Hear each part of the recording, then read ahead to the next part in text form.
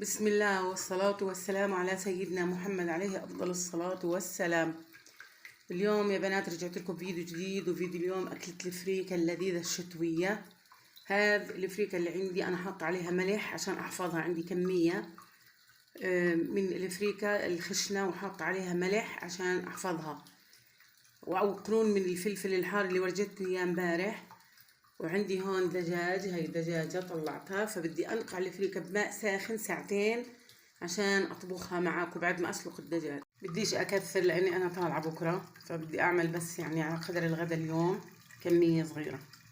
أنقع الفريكة بماء غالي، ماء سخن يعني من السخان، هاي مية سخنة، هاي بغمرهن حوالي ساعتين عشان يعني مشان يستوي، مشان تطرى وتستوي. نقعتها مش بس عشان الملح، نقعتها عشان تستوي، عشان يعني حباتها تطرى. مش عن السلطة، امبارح كنا عاملين فري، اليوم لا، اليوم أكل فريكة ودجاج وسلطة. الليمون اللي امبارح عصرتن على المتبل، أما شو هالمتبل طلع بشهي لذيذ جدا والله. حطيت هون بودرة مرق، عصفر، فلفل أسود، بهار مشكل نوعين، كزبرة حب، قرفة، كمون، شو كمان حطيت، بهار مشكل، هيل مطحون، وهي بصل وهي ثوم. بدي اسلق فيهن الدجاج، مي واسلق الدجاج، مطيبات عشان الفريكه، وهيك بحطش على الفريكه لاني انا بدي اعمل الفريكه على شوربه الدجاج.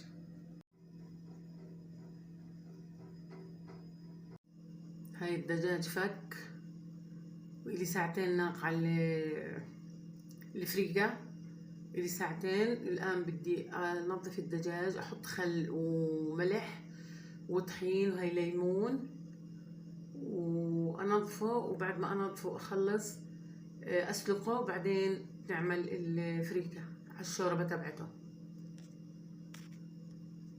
هاي قطعت الدجاجة 4 قطع، حطيت ملح وحطيت ليمون وحطيت خل، بدي أنقعها شوي صغيرة حوالي ربع ساعة، بعدين أنظفها وأشطفها من المي مرتين ثلاث وبعدين أسلقها. أنا نظفت الدجاجة وعلقتها، حطيتها على الغاز وحطيت بهارات ثوم وبصل وبهارات كثير ومكعبات مرق وملح. بس تستوي ساعة كاملة بدي أعمل الفريكة على شوربتها إن شاء الله.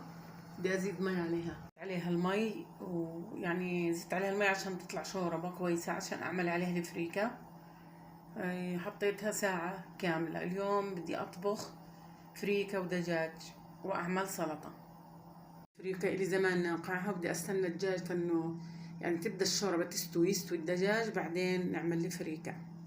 فريكة إلي زمان ناقعها، بدي أستنى الدجاج إنه يعني تبدأ الشوربة يستوي الدجاج، بعدين نعمل الفريكة. هاي سلقت الدجاج ساعة كاملة يا بنات. هاي الشوربة غامقة من لون البهار اللي بشكل. بدي أحط الفريكة. هو بتعرفوا في طريقة إنه أنت بتجيبي بصلة وبتحسيها مع زيت وبتقلبي الفريكة، بس أنا الآن بدي أدير الفريكة على طول، أشيل الدجاج وأحمره وأحط الفريكة على طول. أنا حاطة بصل وحاطة ثومة. صفيت طولة الدجاج من الشوربة، وهي صفيت الفريكة. هاي الفريكة بدي أديرها عشان هيك طولت في سلق الدجاج عبين ما جبت غاز والتهيت يعني. حطيت الفريكة. أنا حكيت لكم في طريقة ثانية، بس أنا هون عشان سلق الدجاج بدي أذوق الشوربة وأشوف إذا بدي أزيد مي أو أحط ملح. بتركها تغلي وتستوي على كيفها. نقعتها حوالي ساعتين ثلاث والله. سلطة امبارح يا بنات انا عملت لكم فيديو 37 دقيقة، رديت لغيته بالليل لاني شفت حالي طالعة بكاسة الشاي فمحيته، وبعرفش اشيل اللقطة يعني فمحيته، سامحوني. هاي سلطة خيار وبندورة، حطيت زيت وملح، زيت زيتون ونعناع ناشف. هيك قربت تستوي يا بنات. ذقت الطعم لذيذ يعني، شوي بطفي لان انا نقعتها كثير يعني، بس غلوتين وبطفي. بدنا نتغدى دجاج وفريكة وسلطة. أنا اليوم دايت، وعادي البيت لو تغدى زيي ممكن يتناولوا خبز جنبها، حرين يعني. بدي اكل جنبها بصل وسلطة، ممكن حد ياكل معها خبز اللي بده يعني. وجبة متكاملة يعني، دجاج وفريكة وسلطة، تناولوا جنبها زيتون ومخللات شغلات. هذول يا بنات عندي كمية من الفريكة، بيجي 3 كيلو فريكة كان عندي. هاي نقص منهن، طبخت منهن أكثر من مرة، وهي طبخت منهن اليوم. وعشان أحافظ عليهن للشتاء حط عليهن ملح، يعني هذا الفريك محطوط جوا ملح. ولما جيت طبخت الآن، هي على النار يعني بطبخ فيها، قربت تستوي، حطيت نقعتها بمية سخنة يعني من السخان، عشان أولا يروح الملح، وعشان ثانيا تطرى حباتها. الفرق بين البرغل وبين الفريكة إنه الفريكة من القمح الأخضر، أما البرغل من القمح الناضج المسلوق.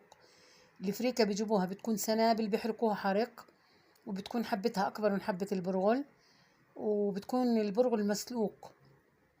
البرغل شوفي لما بتحطيه على النار ثواني بيستوي، ثواني يعني، بس اغسلي وحطي فيها الطنجرة وعبي عليه مي أو شوربة، غيبي لحظتين ولا هو مستوي متشرب، لأنه مسلوق أصلا مسبوخ.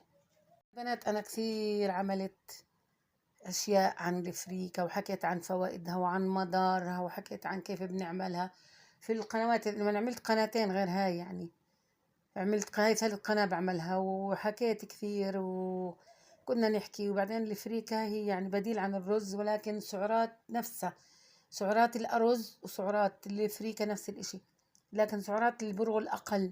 سعرات مش سرعات، سعرات البرغل بتكون أقل. فبحكي لك يعني الرز والفريكة نفس الإشي بالنسبة للدايت أو اللي بده يخفف وزن، نفس الإشي، مع إنهم بفضلوا الفريكة أكثر. هاي الفريكة أكلة شتوية، كانت حماتي الله يرحمها تعملنا إياها مع الدجاج. في بيعملوها على الولادة، بحطوا الدجاج جواها، يعني بسلقوا الدجاج، بس يقرب يستوي الدجاج برموا الفريكة. طبعا الفريكة ناعمة مش زي هاي، بتكون ناعمة، هاي خشنة، هاي بتنفع للفلفل. احنا بنعملها هيك وبنعملها تفلفل. الفريكة فيها قيمة غذائية ومفيدة. بنات أنا كثير عملت أشياء عن الفريكة، وحكيت عن فوائدها وعن مدارها، وحكيت عن كيف بنعملها في القنوات. لما عملت قناتين غير هاي، يعني عملت هاي 3 قناة بعملها، وحكيت كثير وكنا نحكي. وبعدين الفريكة هي يعني بديل عن الرز، ولكن سعرات نفسها، سعرات الأرز وسعرات الفريكة نفس الإشي، لكن سعرات البرغل أقل. سعرات مش سرعات، سعرات البرغل بتكون أقل. فبحكي لك يعني الرز والفريكة نفس الإشي بالنسبة للدايت أو اللي بده يخفف وزن، نفس الإشي، مع إنهم بفضلوا الفريكة أكثر. هاي الفريكة أكلة شتوية، كانت حماتي الله يرحمها تعملنا إياها مع الدجاج. في بيعملوها على الولادة، بحطوا الدجاج جواها، يعني بسلقوا الدجاج، بس يقرب يستوي الدجاج برموا الفريكة. طبعا الفريكة ناعمة مش زي هاي، بتكون ناعمة، هاي خشنة، هاي بتنفع للفلفل.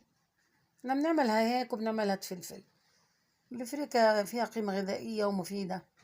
الفريكة يعني من النشويات، من أفضل أنواع النشويات. وبعدين يا بنات النشويات حتى لو بتحكي بدي آكل خضار وبدي آكل فواكه، النشويات مفيدة للكبد، الكبد بيعتمد عليها. النشويات مفيدة للكبد. معكم اليوم فريكة ودجاج، وعملت سلطة. امبارح أنا عملت فيديو طويل روتيني بالفري، لكن أنا محيت الفيديو سامحوني، لغيته، حكيت لكم ليش لغيته. فخلينا ندعي لأهلنا في غزة. يا بنات شو ما صح لكم أكل كلوا واحمدوا رب العالمين، لأنه إحنا في نعمة الحمد لله، الحمد لله على النعمة. يا رب يرحم شهدائهم، يا رب يشفي جرحاهم، يا رب آمن روعاتهم، يا رب احفظهم بعينك التي لا تنام، يا رب، يا رب افرجها على كل مهموم، على كل مكروب، على كل محزون، يا رب، يا رب أصلح لي شأني كله، يا مغيث أغثني، يا حي يا قيوم برحمتك أستغيث، أصلح لي شأني كله يا رب، ولا تكلني لنفسي طرفة عين. حطوا اللايك واشتركوا في القناة وشاركوا القناة وفعلوا زر الجرس حتى يوصلكم مني كل جديد. بحبكم في الله، صلوا على رسول الله. ما بحكي لكم بكرة، يعني إن شاء الله ما بعرف شو بطلع مني. أنا طالعة بكرة، عندي مناسبة خاصة، عندي الأربعاء والثلاث والأربعاء والخميس. إذا قدرت أصور لكم بصور لكم، ما بعرف. ومع السلامة.